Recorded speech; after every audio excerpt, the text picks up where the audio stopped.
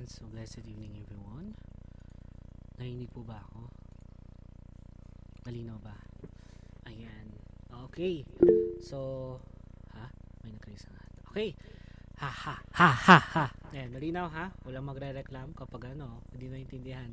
Okay, so yun, welcome po sa day 6 natin na series finale. Okay, The Power of Submission. At ang title natin for tonight is Undercover. Ayan. So ano nga bang ibig sabihin kapag sinabi nating undercover? Ayan.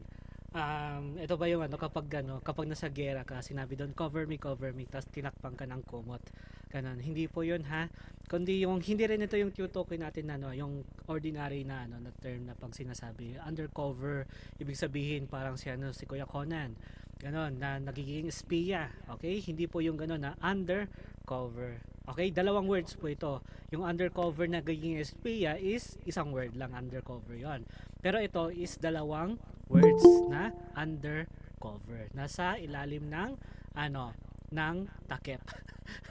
Ayun, literal na translation pero hindi yung Tagalog no. Ibig sabihin ng undercover sa Tagalog is nasa ilalim ng protection. Okay? Ayan. Kaya yun no, I hope na na ready na tayo para matuto sa series topic natin for this day, last day na tayo sa series topic natin na The Power of Submission. And I hope na lahat po tayo is natuto talaga sa lahat ng mga naging preacher natin for the previous days, nights, 'di ba? Kahit na matindi yung ulan, 'di ba? Matindi yung baha dito sa sa Baguio, grabe no. Hindi na landslide yung nangyayari kundi rock slide na po. Okay? Natatabunan na yung mga tao dito ng mga bato-bato, pero we hope and pray na magkaroon ng safety at saka protection and also salvation din sa mga tao na makakaranas ng ganitong bagyo. Pero yun, so ayan, magpo-proceed na po tayo sa natin. Title for tonight is Undercover. Ayan, so syempre meron tayong mga katanungan dito para mang-intriga lang sa inyo, para ma-trigger yung mga nyo, yung mga hormones nyo, yung mga hinanakit nyo, okay, yung mga trauma nyo. Ayan, sino dito nakaranas ng unfair treatment? Ayan, meron po ba? Sino ba dito yung nakaranas na bakit siya na-promote? Tapos ako na ginagawa ko naman ang lahat, di ako na-promote. Ganon. Bakit siya mas lagi siyang pinapansin? Ako yung laging nagpapapansin. Lahat ng gusto niya sinusunod ko. Pero iba yung laging mas nabibigyan ng ng appreciation. Ganon. Okay, lalo na sa mga magkakapatid diyan, 'di ba? Ikaw yung laging sumusunod pero imbis na ikaw yung laging mas pinapansin or pinapahalagahan, ikaw pa yung parang laging napagdadamutan, 'di ba? O yan, kung wala sumasagot ha. Eto, sige, iba na lang. Ito, talagang general talaga, no? Sila dito is sumunod sa leader nila kahit na napakayabang ng leader nila. Ayan, sino dito yung may reklamo sa sa mga naging leader nila, sa church man yan, sa school, or sa mismong bayan, di ba? Yung yung leader na ang tapang-tapang nito, parang walang gustong sumunod sa kanya. Okay? Ano bang mangyayari sa atin kapag sumusunod tayo sa mga itong bagay, di ba? Or dapat ba kung sino yung nagbibigay sa atin ng satisfaction, ng comfort, uy, siya yung mabait sa akin. So sa kanya lang ako susunod kasi siya yung mabait. Mga ganong bagay, okay? So, kung naranasan nyo yung mga ganung bagay, to be honest, lahat tayo naranasan natin to. Ewan ko lang sa mga only child. 'Di ba? Pero possible na maranasan nila yan sa ibang aspeto ng buhay nila. Kaya ngayon, proceed tayo sa Bible verse na babasahin natin. Okay? So, 1 Peter chapter 5 verse 6, humble yourselves therefore under God's mighty hand, that He may lift you up in due time. Okay, so yan yung pinaka supporting Bible verse natin na pinaka last. Ito naman yung supporting foundational verse natin. Submit yourselves then to God, resist the devil, and he will flee from you. So yun, proceed na po tayo sa ating opening prayer. Kay Lord Father God, we thank you for this wonderful day that you have given us, Panginoon, for we are openly and willingly to discover your revelations sa buhay namin ngayon na pag i-discuss namin, Panginoon, magkakaroon kami ng maayos na communication, na ma-open yung minds at hearts namin sa tunay na meaning ng submission. And Lord, ikaw na mismo mag-anoint sa akin at saka sa mga taong makikinig ng iyong salita, na hindi lang yung mga lalabas sa bibig ko yung dapat pumasok sa kanilang puso, isipan, kundi yung mga internal na pangungusap mo sa kanila habang sila'y nakikinig sa preaching na ito. Okay, Lord, we thank you. In Jesus' name we pray. Amen. Amen. So sabihin nyo lang kapag masyadong malalim, masyadong mabilis, or parang nonsense na ha. Mag-comment lang kayo dyan sa ating comment section.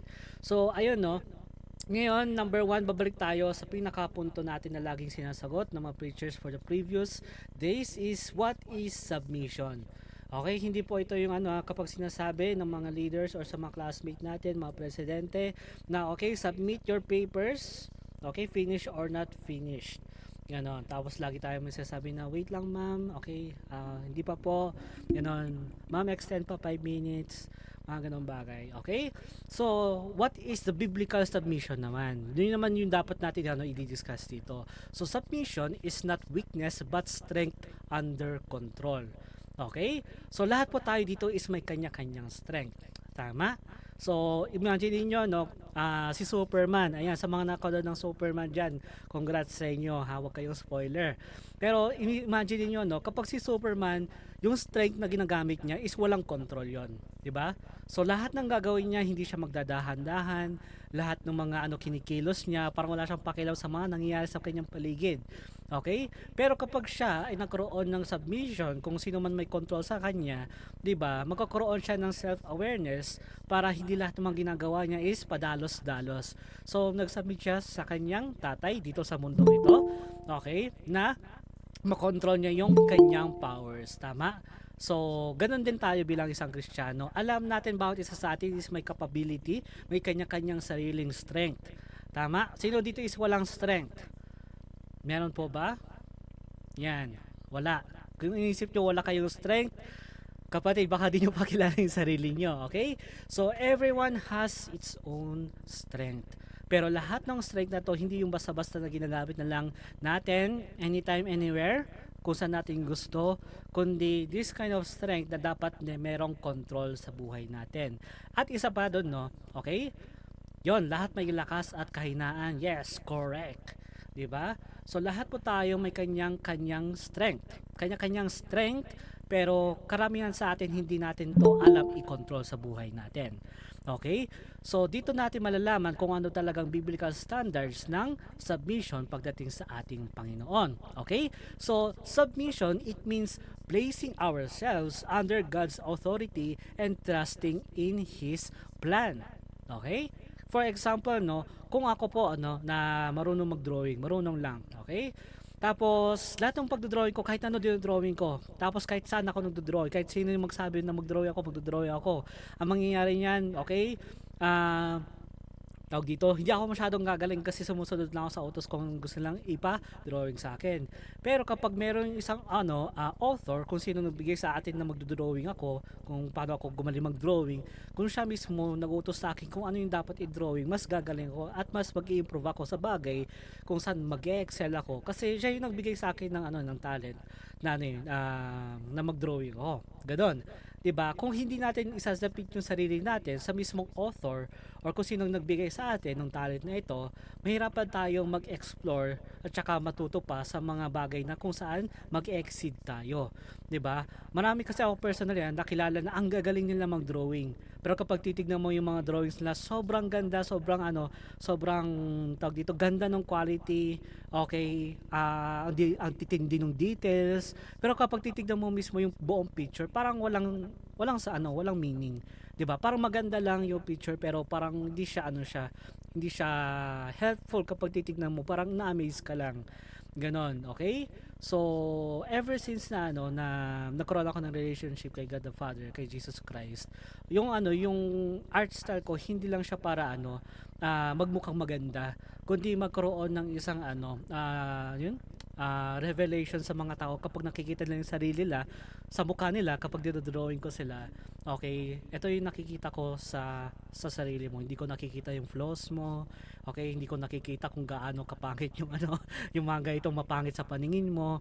Okay, kung tingin mo nagagandaan ka sa drawing na yan, ganon. Yun yung tingin ko sa'yo, nagagandaan ako sa'yo. Okay, or napupugian ako sa inyo. Ganon. So, isipin nyo yun, no? Ganon yung naging ano ko, progress ko pagdating sa pagdodrawing. Kung saan sinambit ko yung sarili ko sa talent ko sa ating Panginoon, the author and finisher of my art style. Okay? Gayon. So yung analogy dito yung analogy dito is like an umbrella. Okay? Authority protects us from spiritual forms. Na-explain na po nito ni Ate Wise. Okay? Nung isang gabi about sa umbrella, 'di ba? Si Jesus Christ. Okay, under Jesus Christ the husband, next the wife, tapos pababa ng pababayan sa mga children. Ganun din pagdating sa church, 'di ba? Si Jesus Christ yung head ng church. Sumunod doon is pastor. Okay, tapos sumunod doon is mga apostle, evangelist, hanggang sa pinaka-list na member ng church, 'di ba? Lahat po tayo is dapat nasa under authority. Okay, dapat nagsa-submit po tayo. Kasi to be honest, yung mga taong ayaw mag-submit, ang ginagawa nila, sila yung nag-explore ng sarili nilang feelings, nag-explore nila yung sarili nilang bagay na para malaman nila yung purpose nila. 'Di ba? Yung mga Kristiyano na walang desire mag-submit pero may desire mag-serve, sila yung laging nawawala. Okay, sila yung hindi tumatagal. Sila yung pagewang-gewang, absent kahapon, active ngayon, absent, tapos ayun. 'Di ba? Ganun ang mangyayari kapag ang isang Kristiyano is wala sa authority or hindi sila nagpapasakop sa mismong autoridad. Ganon. So yun, na-explain na natin lahat ng mga bagay na kailangan natin maintindihan tungkol sa submission biblically. Ngayon magpo-proceed naman tayo sa question na ito. Okay? Why do we struggle with submission? Ganon, bakit nga ba nahihirapan tayo mag-submit?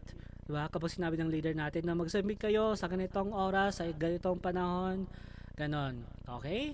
Paano kapag sinabi ng leader natin, every time na maglalagay na tayo ng savings natin sa bangko, 20% yan mababawasan, di ba, mga ganung bagay.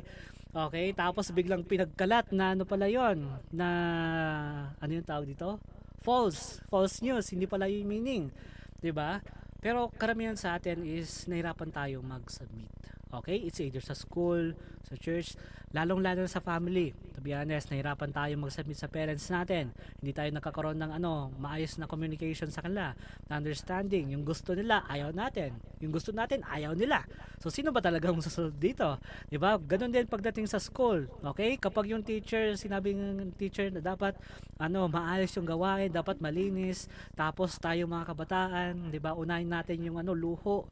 Okay? Makikipagdaldala muna tayo, maglalaro muna tayo. Unahin muna natin yung entertaining, yung bagay na magpapa-feel sa atin na sobrang importante tayo. 'Di ba? Unahin natin yung ganun muna. Kasi kapag susunod tayo sa sa leader natin, parang daming utos. Kapag natapos naman na yung ginawa natin, edi wala na tayong time para gawin natin yung gusto natin. Na ganung bagay. Okay? Pero hindi. Okay? We see it na yung struggle ng submission, we see it as losing power. Yung kasi nakikita natin kapag sumunod tayo sa may authority, feeling natin hindi na tayo powerful. Tama? Feeling natin parang may nagko-control sa atin. 'Di ba? Karamihan sa atin ayaw natin nako-control tayo. Gusto natin tayo yung nako-control. Dapat ginagawa natin yung gusto natin. Tama? Pero ang katotohanan lahat ng mga Kristiyano na ginagawa nila yung gusto nila, na na-fulfill sila sa lahat ng mga ginagawa nila. Kapag nagawa na nila lahat ng gusto nila, anong mangyayari? They will feel empty. Mafe-feel nila na parang napapalayo na ako kay Lord, or nawawalan na ako ng purpose. Ganon. Okay? So, it's either losing power or being uncontrolled. Ganon. Okay? So, anong ibig sabihin kapag ganon yung nararamdaman natin? Ibig sabihin, di ba? May pride and self-will tayo, often resisting God's authority. Tama? Lahat po tayo aware doon. Okay? Kung bakit ayaw natin sumunod sa mismong may authority. Kahit sinasabi natin, mas experience pa ako kaysa doon sa may authority. Dapat ako yung sinusunod. Tama? Mas matagal akong Kristiyano kaysa doon sa leader na ito, na bagong Kristiyano pa lang. Dapat ako yung mas nasusunod. Okay? Mas sanay ko kasi yung yung ginagawa ko yung sarili kong way. Okay? Doon ako mas nag-improve kaysa sa pinapagawa sa akin ng leader. Dami-dami, sulat-sulat, picture-picture, drawing-drawing. May pautos-utos pa sa nasayaw-sayaw na na yan? Na ganon. Okay? Tapos ipopost daw. Diba? Ano mangyayari kapag masyado tayong ayun, nagko-compare, okay? Ibig sabihin nagkaroon tayo ng pride and self-will. Okay? Ulitin natin, no? Pride and self-will. Sabihin nyo nga, pride and self-will. Ganon. So, wala tayong submission sa mga ganong bagay. Nakakaroon lang tayo ng sariling kagustuhan or will. Parang so sinabi sa 1 Samuel chapter 15 verse 23. Ito maganda to. 1 Samuel chapter 15 verse 23. Rebellion is as the sin of witchcraft. Filipino accent. Witchcraft. Okay? Ganon. So every time na we rebel sa ating mga leaders or sinong nasa authority natin, either sa church yan, sa school, or sa mismong family natin, we are kasing level na natin yung kasalanan ng mga nag-witchcraft. Okay. Malinaw po ba? So yun, mabilisan lang natin doon kasi madami akong points. Next, benefits of living undercover. O yan, di ba kanina, bakit tayo nag-struggle, okay, with submission? Kasi mayroon tayong self-will and pride. Pero ito, mayroong benefits po of living undercover. Okay? Protection from the enemy. Okay? Isipin nyo, kapag ikaw, lagi mong ginagawa yung sarili mong gusto, hindi ka sumusunod sa may authority, anong gagawin ni Lord? Hayaan ka niya. Okay? Ang taong sumusunod sa may authority, pinoprotektahan ng ating Panginoon, ilalagaan niya ng ating Panginoon. Kung meron tayong sariling pride, okay, ano mangyayari yan? Tayong maluluto niyan. Okay? Hayaan ni Lord na gamitin natin yung buong strength natin para kalabanin yung enemy. Ganun po ang mangyayari. You are at on your own. Ayan. Wala, sige, bahala ka dyan. Pinipilit mo yung gusto mo. Tama? Biblical to. Mamaya babasahin natin yung mga Bible verse kung bakit sobrang importante ito, ha. So, God's covering shields us from spiritual attacks. Okay? So, benefits of living undercover is protection from the enemy. God's covering shields us from spiritual attacks. Okay? So, peace and freedom. We rest when we trust God's order. Tama? Sino po dito yung lagi nagpe-pray na, Lord, sana mabigyan mo talaga ako ng tamang partner, ganun. Lord, sana ma-promote ako sa tamang panahon. Mga ganun bagay. Tapos sasabihin mo, Lord, God's will. God's perfect timing. Mga ganun bagay. Okay? Tapos ang nangyayari, lumabas ka doon sa protection na yon. Anong mangyayari? You are on your own. Okay, kailangan natin magtiwala sa ating Panginoon, sa kanyang timing, kahit gaano katagal yan, at saka sa kaninong leader tayo nilalagay. Okay? Paano kapag yung leader natin bastos? Kapag mali-mali yung tinuturo? Paano pag yung leader natin is mas less yung experience nila? Okay? Mamaya sasagutin natin yan. So next is growth and blessings. Submission refines our character. Okay, ulitin natin, no? Ang isa sa mga benefits of living undercover is submission refines our character. Every time na nagsasubmit tayo, mas nare-refine, mas naayos yung characteristic po natin. Okay, kaya pag titignan sa mga taong walang submission, ayaw sumunod sa kanilang leader, anong nangyayari? They have this same attitude nung time na sila ay nagpapagamit at nung time na sila ay hindi na nagpapagamit. They have the same attitude but became worst. Ganon. Okay, kaya importante na magkaroon tayo ng submission kasi dito nare-refine yung ating character. Tama? Kaya kung mapansin niyo kung sino pa yung submissive, okay, obedience sa kanilang mga leaders, sa kanilang mga parents, 'di ba? Kahit tingin nila unfair, bakit hindi ako pinapalabas kahit man behave ako sa bahay. Mga ganung bagay, 'di ba? Nare-refine po yung ugali nila. Kung tingin nyo, hindi walang nagbabago sa inyo, merong nagbabago sa inyo.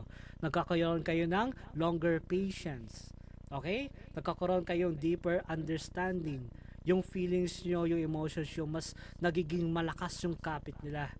Okay? So next, ayan, number 4, biblical models of submission. Number 1, ito, naturo na to. Okay? Si Jesus Christ, na sinasabi niya doon, not my will be done, but yours be done. Mababasa sa Luke chapter 22 verse 42.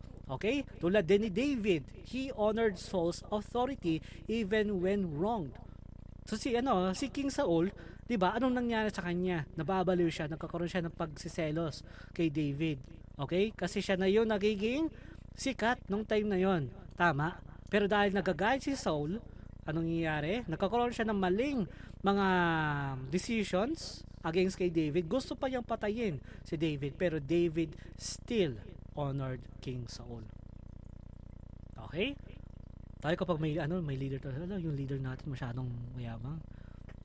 Tawa pa ng tawa kahit di mo nakakatawa. Mga bagay. Okay? So next, number 5, how to live a life of submission. Okay?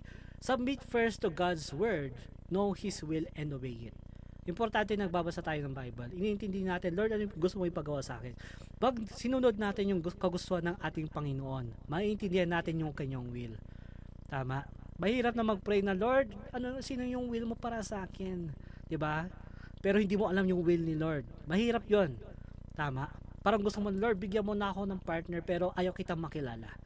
Ganon. So, importante, submit first to God's word. Okay? Basta tayong Bible, matuto tayo sa mga itong online fellowship. Ganon. Okay? Know His will and obey it. Next is honor God's delegated authority. Parents, leaders, mentors. Okay? Sino pa ba? Mga boss natin sa work. Mga boss natin sa sa barangay. Mga boss natin pagdating sa sa nation. Okay? Or kahit sa mayor, 'di ba? I-honor natin sila. Ganon. So, and point 3 is sa Philippians chapter 2 verse 3, stay humble and teachable. Ito yung number 1 na kailangan natin talaga i-train sa buhay natin. Stay humble and teachable. Okay?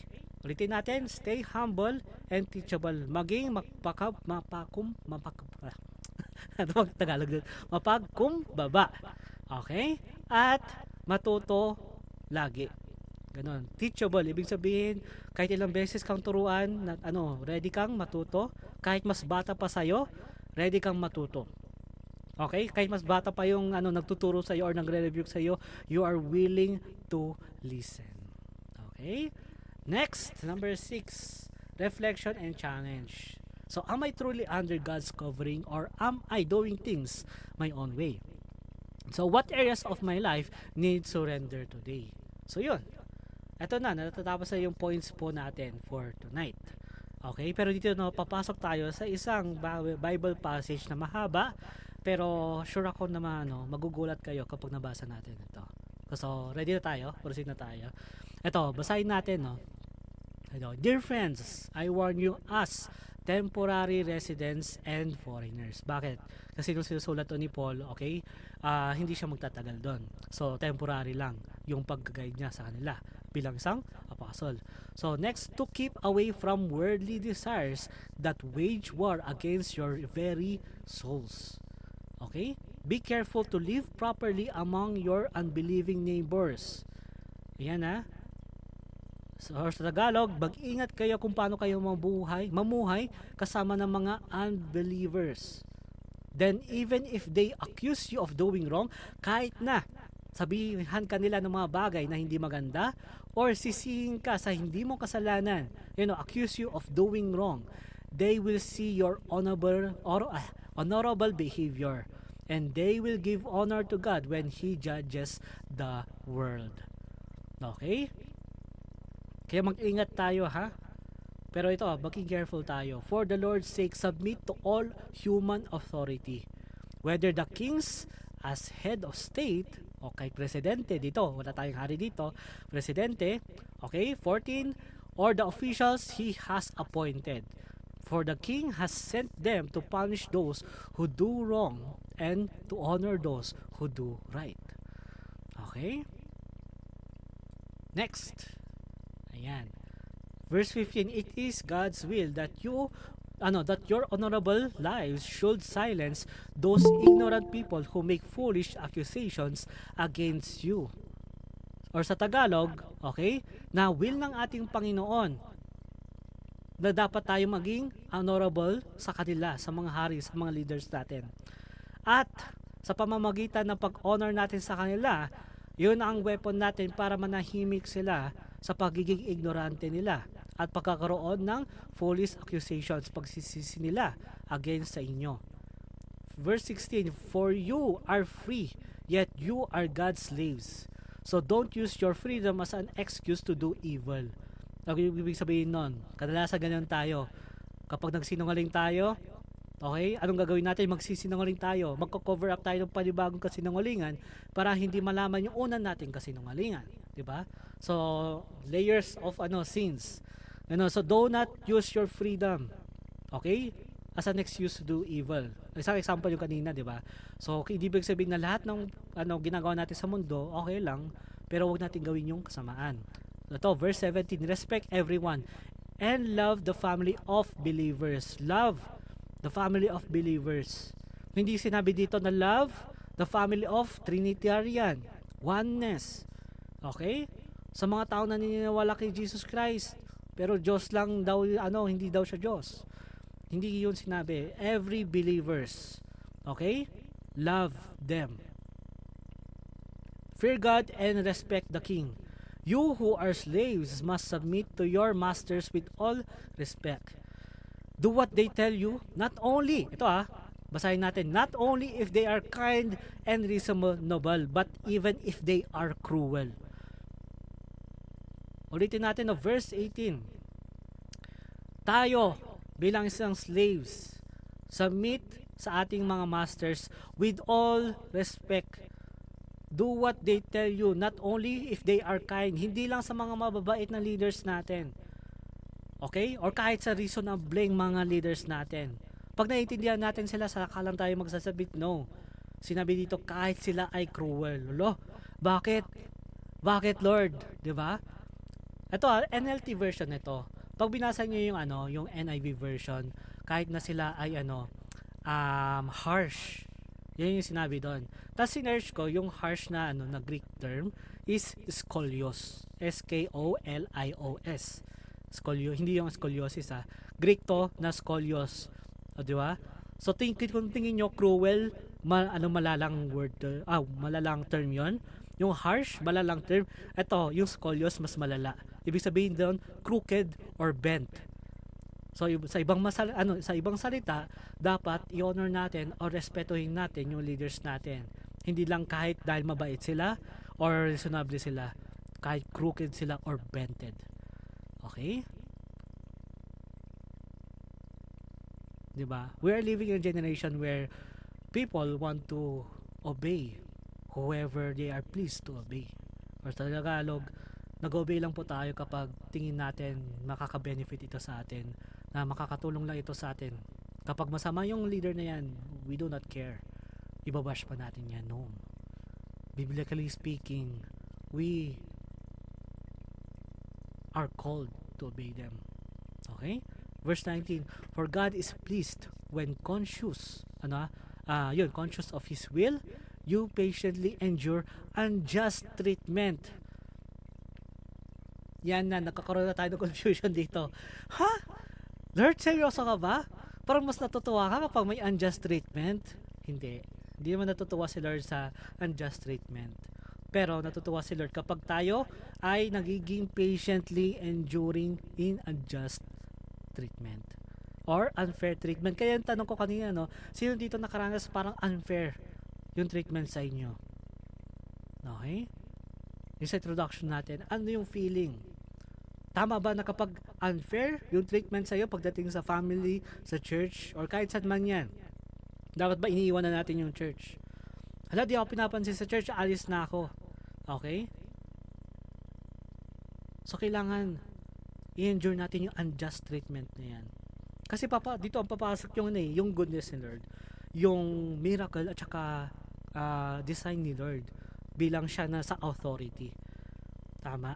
Kapatid, nonsense na merong authority na discussion kung walang ganitong klaseng problem. Gets nyo? Walang nonsense yung term na under God's protection kung wala namang kalaban. Okay? Malinaw ba? For example, si God, sabihin natin, He is our God, our protector. Masasabi bang protector si Lord kung walang kalaban? Masasabi bang God is our healer kung walang sakit, Masasabi bang God is our provider kapag wala tayong pangangailangan? 'Di ba? Ganun din. So God will be just kapag merong unjust treatment. Okay? So, ayan. Next. Of course, verse 20, you get no credit for being patient if you are beaten for doing wrong. Anong ibig sabihin nun? Pag yung kaibigan mo, niligtas mo siya sa pamamagitan ng paggawa ng mali. Okay? So kapatid, to be honest, para sa'yo maganda yon, pero pagdating sa mata ng ating Panginoon, you are not submitting to Him. You are submitting to your own desires or your own flesh. But if you suffer for doing good and endure it patiently, God is pleased with you. Amen. Verse 21, for God called you to do good even if it means suffering. Maraming mga Kristiyano na lagi nagpipm sa akin. Okay? Or nakikita ko yung mga post nila. Kung nasaan yung peace, doon sila susunod. Ala, dito yung peaceful. Ala, sige, ito na lang. Ito yung church na pinuntahan ko. Ala, peaceful. Sige, dito na lang. Doon kasi sa dating church, wala ang peace eh. Kapatid, peace is not the sign na dapat doon yung lagi mong sundan. Eh, bakit si Jesus Christ? Hindi niya naramdaman ng peaceful pagdating sa cross. And still, He obeyed. Tama? Hindi peace ang laging kasagutan sa lahat ng hinahanap natin. Okay? So ulitin natin, verse 21, for God called you to do good even it means suffering. Diba? Ang sakit. Alam, tinatawag ako ni Lord na mag-obey sa Kanya kahit suffering. Mahal ba talaga ako ni Lord? Okay? Just as Christ suffered for you. He is your example and you must follow in His steps. He never sinned, Jesus Christ. Okay? Nor even deceived anyone. He did not retaliate when He was insulted. Diba? Si Jesus Christ, anong nangyari sa Kanya?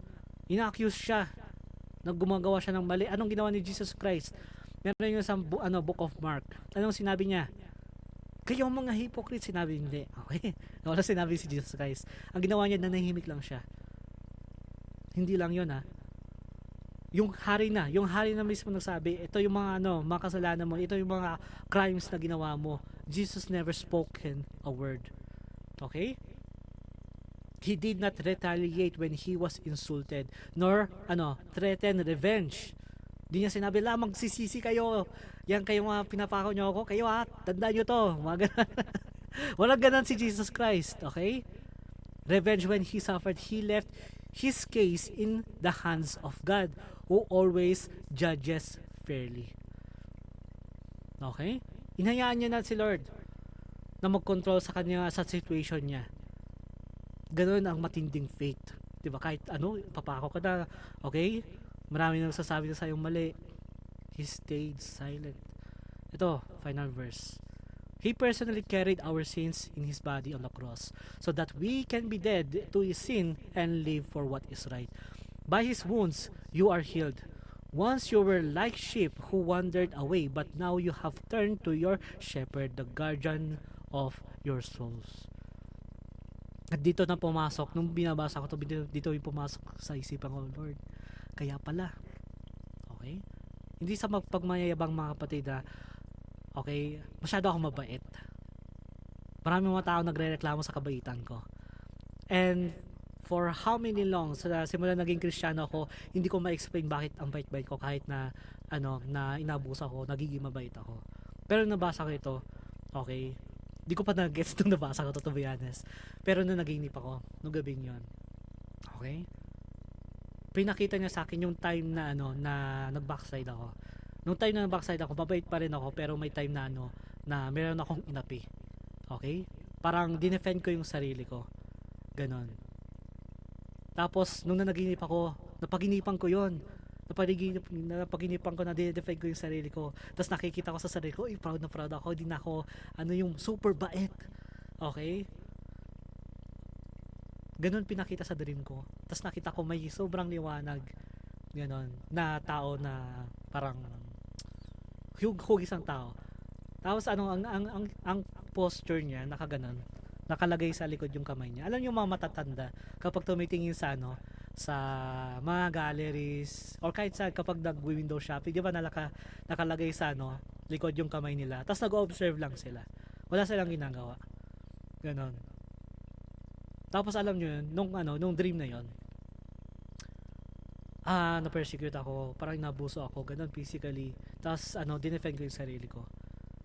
Okay? Ang nangyari, wala na. Yun na yun. Natapos na. Tapos pagising ko, Lord. Pero feeling ko masaya ako nung time na nung nagising ako. Kasi tingin ko ginawa ko yung tama. Pero nagising ako, masaya ako. Lord, ano meaning nito? Bakit pinalala mo yan? Di ba parang, wow, parang proud na proud ako sa sarili ko. Tapos doon pinalala ni Lord. Dinefend mo na yung sarili mo at yun na yung reward na ma-receive mo. Pero kapag ikaw, ginawa mo yung ginawa ni Jesus Christ, na if you keep silent, God will defend you. To be honest, doon ko na-realize na, shucks, delikado pala na i-defend yung sarili. Kasi possible na tama pagdating sa point of view mo, pero sa point of view ng kausap mo, mali ka pala. Tama.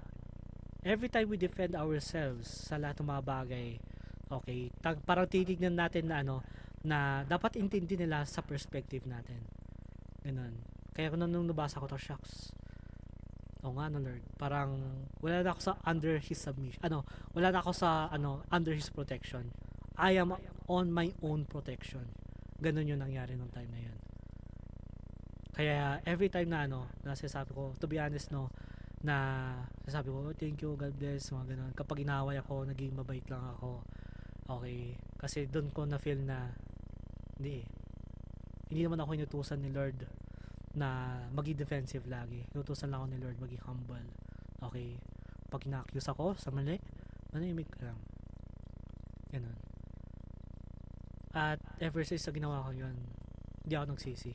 Pero every night, meron times sa every night na kapag pinapersecute ako, iniyak ako kay Lord, ayoko na maging mabait. Pagod na ako maging mabait. Pagod na ako maging Kristiyano. Nakakapagod. Na parang tingin sa akin ng mga tao talunan. Pero in the next day, in the next few days, pinapatunayan ni Lord sa kanya na there's nothing wrong at hindi magsisisi ang mga taong nagsasubmit sa kanya. Ganun. At doon ko mas na-realize na grabe pala yung ugali ko. Napakareklamo. Di ba si Lord yung may authority? Di naman tayo tinawag ni Jesus Christ na maging anak niya, tapos i-defend natin yung sarili niya. Siya yung ating shepherd. And every flock na kanyang inalagaan, kung sino man ang isa sa kanila, okay, i-accuse, siraan, nakohin, saktan, yung shepherd mismo yung magbabantay, mag-aalaga. Tama. Ganon. Kaya, kapatid, konting yung unfair yung treatment sa inyo, magsabit lang kayo. Si Lord yung yung mismong mangungusap sa kanila. Tulad yung naging preaching niya ni Ate Max kagabi. Okay? Importante yung mga steps na yung mga points na yun. Pati yung preaching din niya Ate Wise ng Friday. Okay? Magsabit lang tayo kahit unfair. Kasi si Lord yung the great judge. Tama? Okay? So ito yan, dito na tayo sa closing natin. Anong nagagawa ng pag-handle sa suffering or unfair treatment na nakakabuti? Sorry, na wrong yan. Na misspell, okay? O yun, saan nga ba nakagawa ng pag-handle sa suffering or unfair treatment? Nakakabuti ba yun? Okay? Parang hindi nasasaktan ka lalo. Pero yun nga, dito nga papasok yung verse na yun, di ba? By His wounds you are healed. Kapatid, to be honest, we need to receive this kind of pain and suffering. Kasi Jesus Christ is our healer. Tama? Maawa kayo sa mga taong mababait pero walang savior, walang healer sa buhay nila. You are a Christian and God will heal you and help you. Tama? Pero anong nagagawa ng pag-handle ng suffering at unfair treatment? Ito. It makes room for God's righteous judgment. Kapatid, God will not judge them if there are unfair judgment. Parang sinabi ko kanina, di ba? Hindi magkakaroon ng correction kung walang wrongdoings. Okay? It develops the character of Christ. Ayan. Every time we face suffering, Kapatid, it develops the character of Christ. Doon natin na-apply yung love, patience, kindness, self-control. Next, our submission glorifies God. Parang sinabi ko kanina sa Mark chapter 15 verse 4, are not you, okay, going to sinabi dito na ni Pointus, aren't you going to answer them? What about all the charges they are bringing against you? Verse 5, but Jesus still made no reply, and Pilate was amazed. Diba? Ang dami ng accusation kay Jesus Christ, pero nanahimik lang si Jesus Christ. Kapatid, kung gusto mo laging maboka, na laging may sinasabi sa lahat ng bagay para lang ma-prove na tama ka, kapatid, you are on your own. Okay? Kaya yung kwento ko kanina, yung napaginipan ko, hindi mag-glorify si Lord kung lagi mo di-defend sarili mo. Kung wala kang binibigay na submission sa authority na meron sa buhay mo. Bakit yung mga unbelievers, mga antichrist, parang alam nila yung purpose nila kahit wala silang submission. There is submission sa buhay nila. Saan sila nagsasubmit? Sa ibang tao. Sa mga high priest sila, sa mga antichrist din, ganon. Hindi mga unbelievers kundi mga antichrist din. Lahat pa tayo, meron tayong sinasubmit. Okay? Kahit believer or unbeliever. Pero dapat meron tayong piliin kung saan tayo magsasubmit talaga. Kung saan nakakakilala ng buong pagkatao natin. Okay? So the question is, do you want to be defended or do you want to defend? Gusto mo ba na pinaglalaban ka or gusto mo ikaw yung lagi lumalaban? So when you stay under God's cover, He becomes your defender. Okay? Pag ikaw ay sumunod sa authority ng ating Panginoon, He will defend you. You do not have to fight for yourself. Yun nakalagay yun sa Bible. Okay? So Hebrews chapter 13 verse 17, have confidence in your leaders and submit to their authority. Ang sinabi kanina, mabait man or hindi. Okay? Harsh man or hindi. Because they keep watch over you as those who must give an account.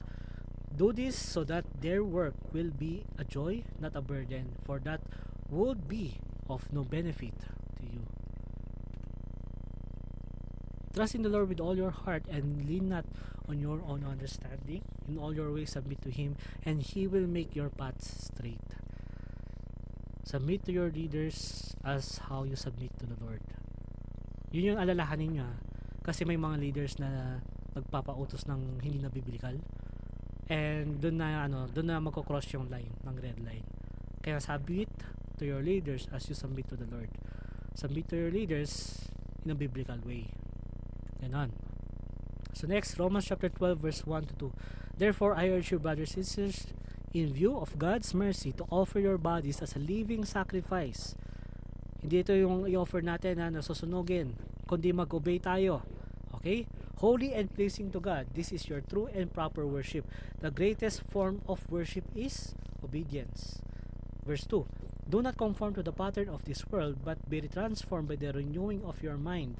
Kailangan mabago yung isip natin kung sino yung magiging may authority sa buhay natin, kung saan tayo magsasubmit.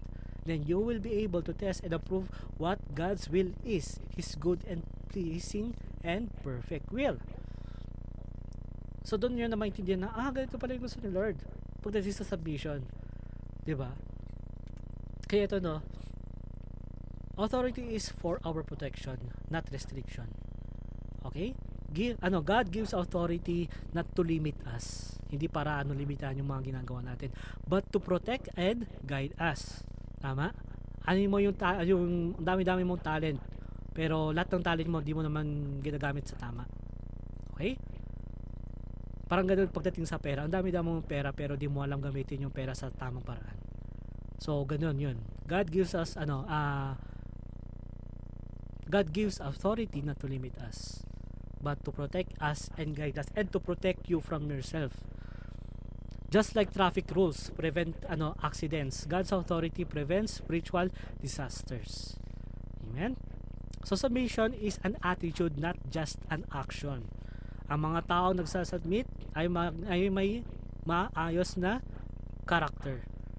Okay? You can obey but still have rebellious heart. Totoo yun. Okay? True submission means aligning your heart with God's will, not just your actions. So obedience is doing what you're told. Submission is having the right heart while you obey. Magkaiba po ang obedience at saka submission. Okay? Obedience, gagawin mo lang yan kasi inutusan ka. Submission is magkakaroon ka ng tamang puso para mag-obey. Amen? So yun, ano ka ba? Isa ka bang obedient or submissive ka sa iyong master? Next is rebellion remove God's covering. Ayan, every time we rebel, every time na umalis tayo sa God's command sa buhay natin, every time na we do not obey him, ang short term is rebellion, okay? Every time we rebel against God, okay, natatanggal yung cover, yung protection sa buhay natin. Kaya magtataka, bakit ang emotional ko lately? Bakit parang lagi ako nagagalit lately? You are living in sin. Okay? Sin is your master. Hindi na si Lord. Kasi mas inobey mo na yung sin eh. Kung sino man yung inobey natin sa buhay natin, sila yung nagiging master natin. And to be honest, only God can protect us from everything else. So when we step out of submission to God of His delegate authority, example we also step out of His protection, spiritual protection. Okay? Parang sa Book of Numbers chapter 16, yung story ng Korah. Okay, Korah's rebellion is an example of how pride against God's appointed authority leads to destruction. Kahit ikaw na yung leader, kahit mataas na yung posisyon mo, kung tinanggal mo yung obedience mo kay Lord, wala na yung spiritual protection pagdating sa'yo. Okay? So honor is about respecting the position God placed even when the person is imperfect. Kahit yung leaders natin hindi perfecto, it's okay. We obey God. We obey our leaders because we obey God. Ganon. Okay? Submit to your leaders as you submit to God. Next, submission unlocks favor and promotion. The more nagsasubmit ka, okay? The more na nagkakaroon ng favor sa buhay mo at saka promotion. Ganon. 'Di ba? So next, malapit na tayo matapos. Submission is tested when authority is wrong. Ooh. Okay? Kasi ang dali-dali mag-submit kapag madali yung pinapagawa. Tama? Ang dali-dali mag-submit kapag yung leader napakabait. Madali mag-submit kapag leader nyo crush nyo. Tama? Pero kapag baliktarin natin lahat yon, okay? Lahat ng submission nahihirapan kang gawin kasi against ka sa leader mo, and that is wrong. Tama? Hindi all the time perfect yung connections natin. Yung leader ko masyadong madaldal, feeling ko ako diba? Feeling ko natatanggal na yung pagka-privacy ko, nahiya ako, ganon. Kapatid, gusto mo ba ng leader na hindi pinapakilaman buhay mo? Gusto mo ba ng leader na hindi niya babagoyin yung ugali mo? Gusto mo ba ng leader na na tawag dito, hayaan ka lang, ito-tolerate yung mali sa buhay mo?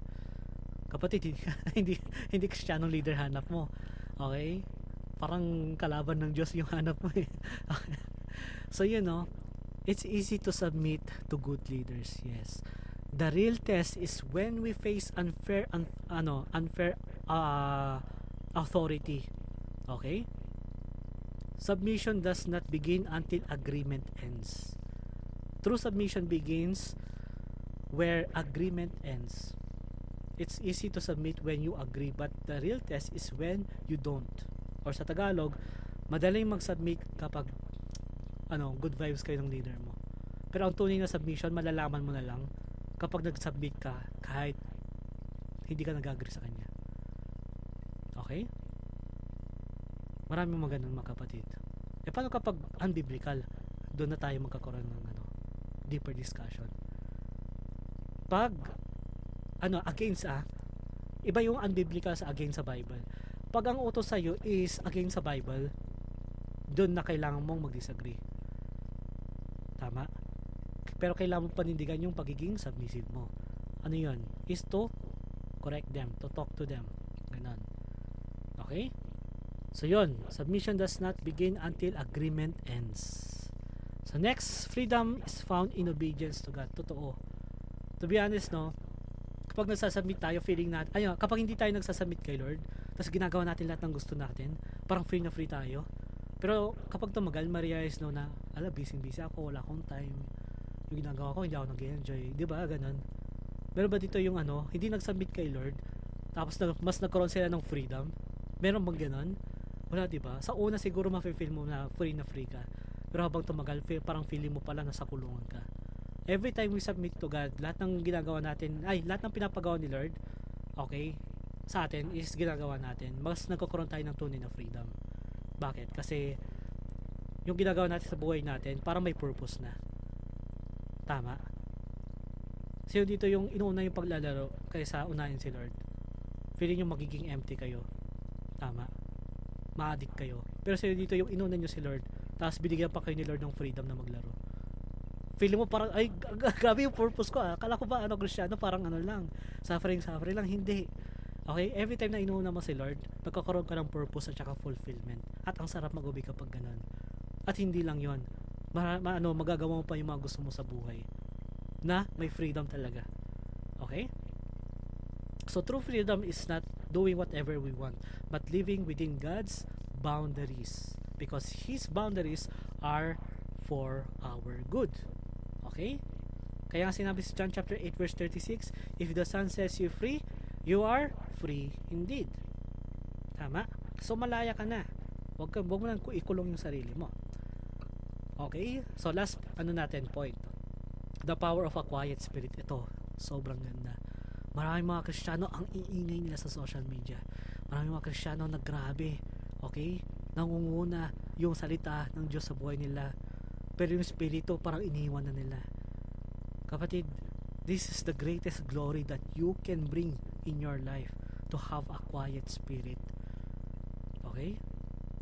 Kapag meron nag-accuse sa'yo sa mali yung ginagawa, kahit hindi mo kasalanan, okay, hindi natin kailangan na paglaban lagi natin yung sarili natin. Kasi ang gagawin ni Lord, titignan niya ka lang, tapos ka nang i-defend sarili mo. Okay? So, let's go. God will not do something if ikaw mismo, inunahan mo na siya sa kanyang position. Okay? So, God is our defender when we stay under His cover. Wow, rhymes. God is our defender when we stay under His cover. Okay? Sinabi sa Exodus chapter 14 verse 14, ito madaling memorize, the Lord will fight for you. You only need to be still. Okay? So last slide na tayo. Hindi pa pala slide. Ito, Jesus' submission to the Father was not weakness but the greatest display of strength and obedience. Kapatid, na-amaze ako sa mga Kristiyano na ang titindi ng mga accusations sa kanila pero nanahimik lang sila. And when the time si God na mismong nang kumilos sa buhay ng lahat ng tao, grabe yung control ng taong ito, grabe yung patience ng taong ito, grabe yung self-control na meron sa kanya, iba yung love, talagang nag-uumapaw yun sa yung taong yun sa control. Tama? At yun ang pinaka greatest strength para sa akin. If a person has a mere amount of self-control. Tama? Okay? So ito yung question. Are you in God's protection? Lahat tayo, Kristiyano, lahat tayo nagsubmit sa ating Panginoon, pero hindi lahat tayo is nagsasubmit sa ating Panginoon. Okay? So let's end this. So let me pray for you mga kapatid. No? Okay, Lord Father God, we thank you for such an amazing stories in the Bible na naging example para kami may tuto. Lord, patawarin mo kami kung puro kami performance, gawa ng mga bagay na sobrang attached kami pagdating sa fame, sa talents. Pero wala kaming submission pagdating sa mga bagay na ayaw namin. Lord, teach us to train ourselves not to obey when it's needed, but to obey even though we do not understand, Panginoon. Help us to obey not directly in our leaders but directly upon you, Panginoon. Kaya Lord, patawarin mo kami kung kami ay puro self-pleasers, self-wills, self-willing, Panginoon. Na meron kaming sariling will, na meron kaming sariling pamamaraan. Lord, ginawa na namin lahat ng mga gusto namin sa sarili namin, and there's no perfect will pagdating sa kagustuhan namin. We want to submit to you, Panginoon, and teach us to submit unto you, Panginoon, na magtitiwala kami sa iyong plano, sa iyong kagustuhan, Panginoon, sa buhay namin. And we put our lives under your cover, under your will, under your protection. Kaya Lord, we thank you, we glorify you, at lahat po tayo na bless ay magsabi ng Amen. Amen. So yun, to God be the glory, mga kapatid.